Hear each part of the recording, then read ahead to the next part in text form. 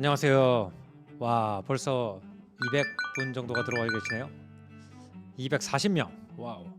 본격적인 이 몰간 하우젤 책 얘기는 원래 공지해드린 대로 8시 30분부터 시작을 하는데, 앞에 어떤 분이 제가 이 몰간 하우젤 책을 안 읽었을 것 같다고 하신 분이 있는데, 소님, 승현님이 읽지 않을 것 같은 책인데 의외네요. 왜 제가 이 책을 안 읽을 것 같다고 생각을 했는지 한번 들어보고 싶어요. 소님 계시나요? 마일스 모랄레스님, 돈에 큰 관심이 없을 것 같아서라고 하셨는데, 김학이님, 돈으로부터 자유로움? 2024년에 현대 사회를 살아가면서 돈에서 자유로운 사람이란 게 글쎄요 있을까요?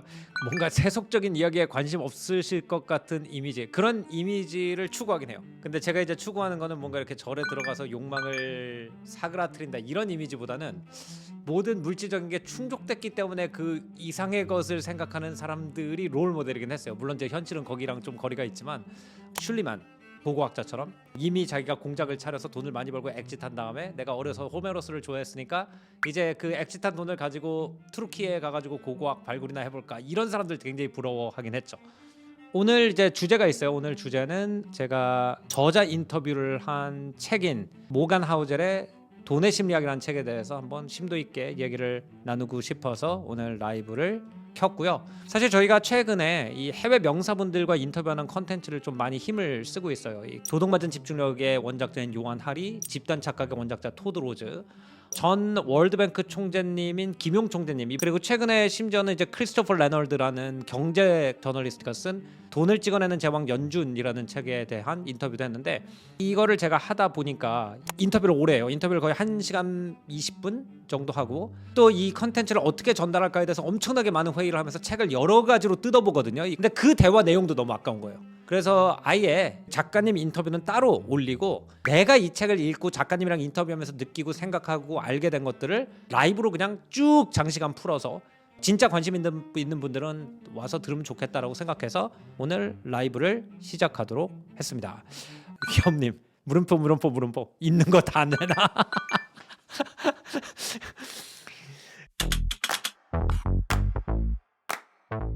제가 몰간 하우젤의 돈에 대한 철학을 세 가지를 딱 정리한다면, 첫 번째 몰간 하우젤이 말하는 건 남 따라하지 말고 자기 갈 길 가라. 그건 소비도 마찬가지고 투자도 마찬가지고, 이게 넘버 원인 것 같아요. 그리고 두 번째는 오버하지 말아라. 너무 벌려고 그러면 오히려 안 벌어지고, 돈은 적당히 벌려고 하면 벌어진다. 세 번째는 내가 미천이다. 내가 미천이기 때문에 내가 망가지면 다 망가진다. 몰간 하우젤은 처음에 이렇게 책을 시작합니다. 이 책의 기본 전제는 다음과 같다. 돈 관리를 잘하는 것은 당신이 얼마나 똑똑한지가 별 상관이 없고, 중요한 건 당신이 어떻게 행동하느냐다. 행동은 가르치기가 어렵다. 아주 똑똑한 사람에게조차 말이다.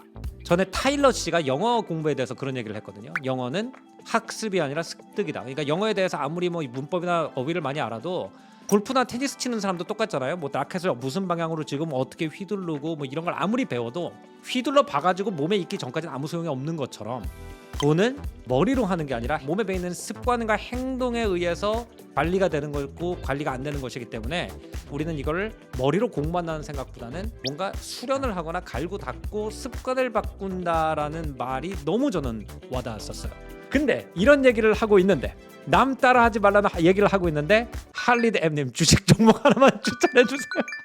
이거 일부러 그러신 거죠? 내가 어그로 끄신 거지. 예, 읽어주셨으니 어그로 성공. 예, 어그로 성공하실 것 같아요. 첫 번째, 남 따라하지 말고 제 갈 길 가라라는 얘기에서, 우리가 남을 따라하거나 과소비를 하게 되는 역사적 이유에 대해서 설명을 해요. 이게 참 재밌더라고요. 1920년대 30년대가 위대한 개츠비 이런 영화의 주제가 되는 빈부격차가 엄청 심하던 시대죠. 그 이전에 1890년대는 우리가 길디드 에이지, 도금 시대라 그래서 돈을 너무 부당한 방식으로 많이 착시적으로 벌어서 러버 베런, 도적 남작이라는 별명을 가졌던 대재벌들이 돈을 다 차지했던 빈부격차가 엄청 심하던 시대예요. 근데 그때는 오히려 지금처럼 남의 소비를 따라서 소비를 하는 습관이 훨씬 더 적었다 그래요. 위의 계층과 아래 계층이 접근할 수 있는 정보도 다르고 원하는 것 자체도 달랐다는 거예요. 근데 1950년대 60년대에 두 가지 일이 일어난대요. 첫 번째는 미국에서 노동자들의 생활 수준이 엄청나게 올라가기 시작하면서 중산층의 수준이 높아졌고, 그리고 또 한편으로는 부자들만 즐기던 수제로 된 테일러드 숱이라든지 핸드메이드 뭐라든지 이런 것들이 대량 생산된 물건보다 질이 안 좋아지기 시작한대요. 그렇기 때문에 부자들이나 가난한 사람들이나 비슷한 브랜드를 쓰는 굉장히 특이한 시대가 만들어졌다고 합니다. 예를 드는 게 뭐냐면 1920년대의 부자들은 시가를 폈죠. 근데 일반 사람들은 권열 담배를 폈어요. 근데 1960년대가 되면은 부자도 권열 담배를 피고 가난한 사람도 권열 담배를 피는, 이거를 뭐라고 그러냐면은 미들 클래스 라이프 스타일 스퀴즈라고 부르더라고요. 상위권 중산층을 중심으로 상류층의 라이프 스타일은 대량 생산으로 사라지면서 중산층이랑 비슷하게 되고, 그 다음에 아래 노동자 계층들의 삶이 향상되면서 이 사람들도 중산층이랑 비슷하게 되면서 1960년대 70년대 대부분의 사람들이 비슷한 라이프 스타일을 사는 시대가 생겼대요. 그러면서 뭐가 통일되냐면 기대치가 통일됐다는 거예요. 제가 인터뷰에서 잘라놓은 부분에 뭐라고 얘기를 했냐면은, 영국 같은 나라 같은 경우는 아직도 귀족자가 조금 있잖아요. 근데 영국의 일반적인 노동자 계층의 친구들은 축구를 엄청 좋아해요. 영국의 뭐 엘리트 계층 친구들은 아직도 예를 들어서 폴로를 좋아하는 친구들이 있어요. 그러면은 영국의 축구를 좋아하는 친구들은 굳이 내가 돈을 벌면은 폴로 게임에 가고 싶다라는 생각을 안 한다는 거예요. 라이프 스타일 자체가 다르니까. 나는 폴로 가도 이해도 안 되고 관심도 없으니까. 근데 어느 시점에 영국도 문화가 변하면서 전 사람들이 다 축구를 보게 됐어요. 그러면은 야, 쟤는 토트넘 박스시세 가가지고 손흥민을 직접 보는, 난 텔레비전으로 보고 있네. 이렇게 비교가 가능해지면서 과시 소비 또는 유사 소비, 남들이 소비를 하면 따라하는 습관이 생기기 시작했다는 거죠. 그러니까 어떻게 보면은 1960년대 70년대가 엄청나게 평등한 시대였는데, 그 평등한 시대에 사람들의 기대치가 통일되고 다시 라이프 스타일이 벌어지니까 이거를 용납하지 못하는 데서 남들이랑 나도 비슷한 소비를 해야 된다는 기대치가 생겼다. Keeping up with Jones라고 영어로 말하죠. 존스 가족 따라잡기. 내가 생각하는 평균을 따라가야 된다는 압박이 생기기 시작했다. 그래서 재밌는 비교가 뭐냐면은, 베이비 부머들은 훨씬 더 집값이 지금보다 싸고 훨씬 더 일찍 집을 살 수가 있었는데, 베이비 부머 세대가 산 첫 집을 보잖아요. 그러면은 어떤 지금 밀레니얼 세대도 그 집을 보고는 아, 나 저 집 사고 싶다라는 생각을 안 할 거래요. 왜냐면 그땐 그게 평균이었으니까. 보일러도 제대로 안 돌아가는 그런 집을 사도 남들 다 그런 집에 사니까 이게 소중한 집이었고, 그거를 자신 있게 이거 내 집이야 라고 여길 수가 있었는데, 평균 전체가 전부 다 올라가 버리니까 이제 이런 집은 집 취급을 못 받게 되고 그 위에 있는 집부터 바텀이 시작하게 되는 그런 얘기. 내가 가지고 있는 것과 내가 이 정도는 돼야 돼라고 생각하는 게 차이가 행복이기 때문에, 기대치가 계속 올라가면 생활 수준이 계속 올라가도 행복은 올라가지 않는다라는 얘기. 그렇기 때문에 생활 수준을 올리는 것도 부의 기술이지만 기대치를 내리는 것도 부의 기술이다. 이 얘기를 하고 그거를 실천하는 게 이 모건 하우젤이 뉴욕 같은 비싼 도시로 이사 안 가고 시애틀에 계속 사는 것 같아요. 충분한 것은 결코 적은 것이 아니다라는 말이 있는데, 이 말도 굉장히 좀 새겨놓고 싶어요. 충분한 것은 결코 적은 것이 아니다. 그 챕터 이름 자체가 결코 채워지지 않는 것. 결코 채워지지 않는 것은 뭐다? 내 기대치라는 거죠. 또 남을 따라해야 되지 않는 이유 중에서 롤 모델 설정을 주의하라는 얘기를 많이 합니다. 한 분야에서 두각을 나타내는 사람들은, 난 가족에도 시간 안 써, 친구에도 시간 안 써, 뭐에도 시간 안 써, 그 24시간 동안에 대부분의 시간을 한 가지만 하면서 보내는 사람이 굉장히 뛰어난 두각을 나타낼 사람인 가능성이 높다는 거죠. 근데 아이러니하게 그런 사람이 행복하냐라고 하면은 그렇지 않은 경우가 굉장히 많대요. 그렇기 때문에 내가 그럴 수 있는 사람인가, 내가 정말 한 군데만 집중할 수 있는 사람인가를 파악하고 누구를 따라하든 따라하지 않든 결정을 해야 된다는 말도 저는 책에서 굉장히 좋은 내용이었던 것 같고, 두 번째는 남을 내가 보고 아, 저 사람 부러워, 나 따라하고 싶어 라고 얘기를 할 때 남의 눈에는 나도 장점만 보여주고 있다는 걸 기억하라는 얘기를 합니다. 막 뭐 얼굴 퉁퉁 붓고 여기 막 여드름 막 6개 나고 기분 별로 안 좋아가지고 머리 안 감고 그냥 잠옷 입고 눈곱 낀 채로 넷플릭스 보고 있어요. 그날 인스타 올리나요? 절대로 안 올리잖아요. 그죠? 그러니까 나도 그런 모습을 안 보여주는 만큼 남도 나한테 그런 모습 안 보여주고 있다는 거죠. 그럼 나는 어느 날 인스타를 찍어 올리냐? 피부도 깨끗하고 조금 운동해가지고 좀 얼굴도 뽀송뽀송하고 어디 좋은 데 가 있을 때 올리잖아요. 그래서 내가 이걸 생각해보니까 그런 것 같아요. 왜 우리가 인스타그램을 보면 모든 사람이 다 바캉스에 가 있는 것처럼 보이냐? 내 친구가 365명이라고 칩시다. 근데 그 365명이 하루씩 바캉스를 가 있어요. 그러면은 내가 볼 때는 나 말고 남들은 다 맨날 바캉스만 가 있는 거야.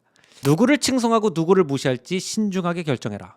누구를 칭송하고 우러러 볼지, 반대로 누구를 무시하면서 저런 꼴만은 피하고 싶다고 여길지 신중하게 결정해라. 섣불리 결정할 수 없는 문제다. 또한 결과가 100% 노력이나 의사결정으로 이루어진다고 생각할 때를 조심해라. 그 롤모델을 설정할 때 주의하는 이유는 그 사람이 그걸 얻기 위해서 뭘 포기했는지 모른다.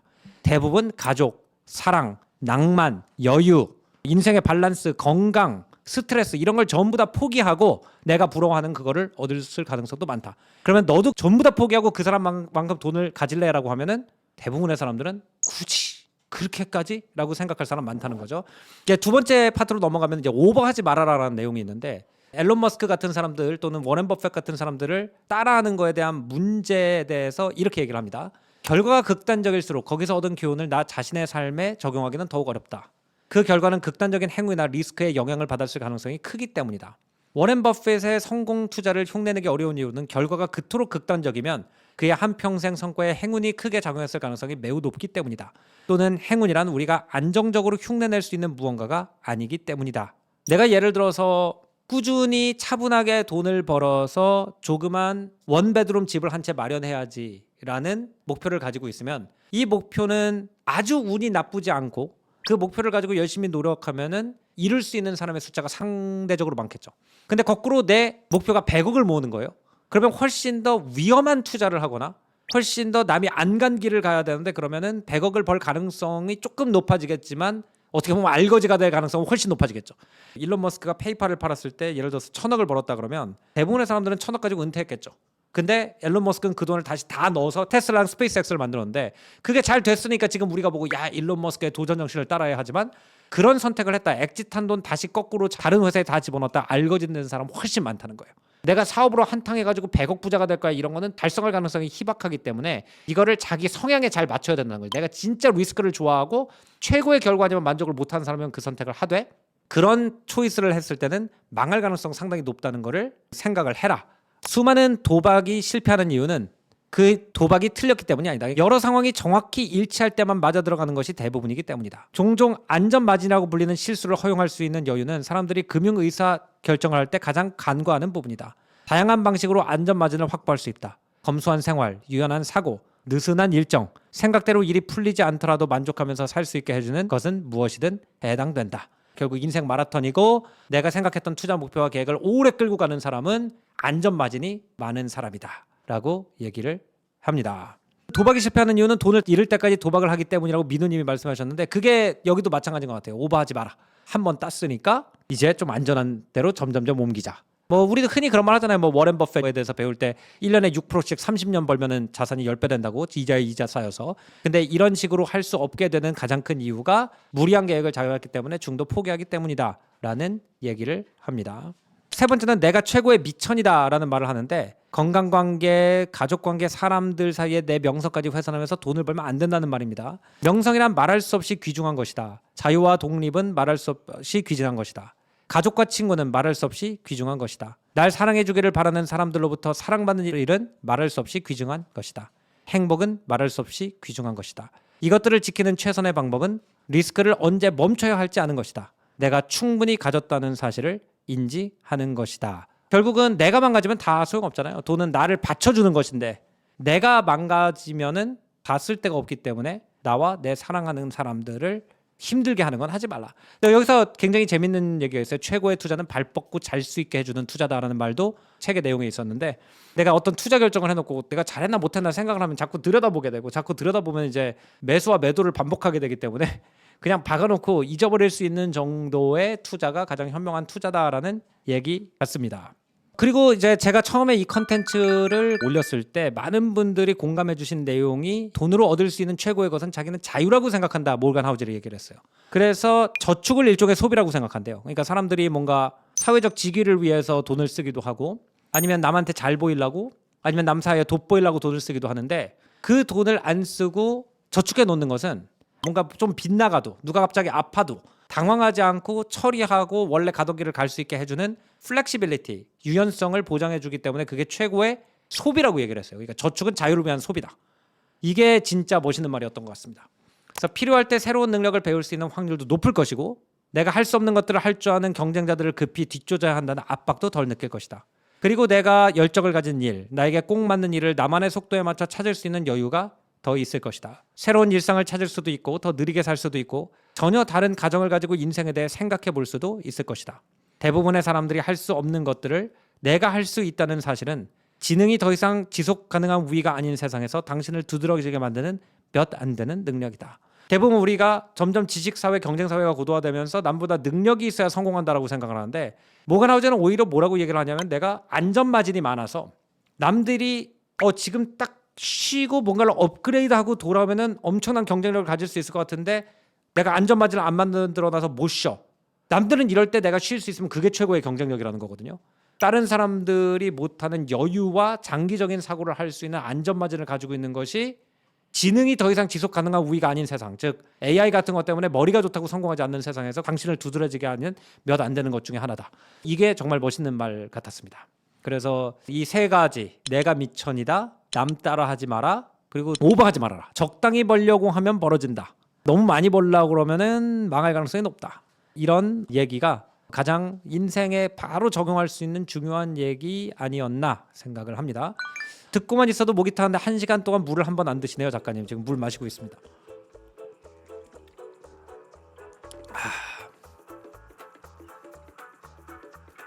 마일스 모랄레스님, 작가님은 주식하시나요? 아까 제가 잠깐 우리 채팅할 때 얘기했듯이 저는 교과서적인 투자, 인덱스 펀드 6, 미국 국고채 4, 6대4 포트폴리오를 고집하고 있습니다.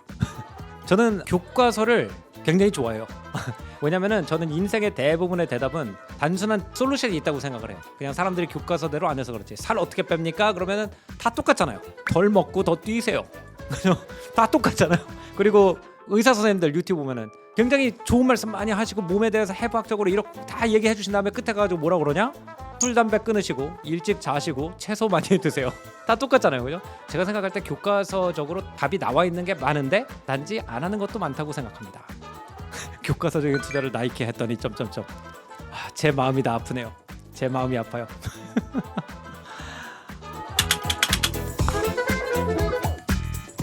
내가 1억을 받는 대신 원수도 100억을 받기 vs 그냥 둘 다 안 받기. 짜증나. 둘 다 안 받기가 생각보다 많네요. 투자를 한다면 부동산 또는 주식. 부동산, 주식 반반 갈리네요. 옛날 같으면 우리나라에선 다 부동산 나왔을 텐데. 야, 옛날에 우리나라 어른들 같은 경우에는 우리나라가 뭐 80년대 90년대 그때는 거의 무조건 부동산이었던 것 같은데 요즘 많이 바뀐 것 같아요. 부동산이 워낙 지난 10년 동안 많이 올랐기 때문에 이게 고점인지 아닌지에 대해 사람들이 좀 의아감도 있고, 로또에 당첨된다면 가족에게 말한다, 말하지 않는다, 말 안 한다, 말한다. 당첨된 순간 가족은 없는 거임.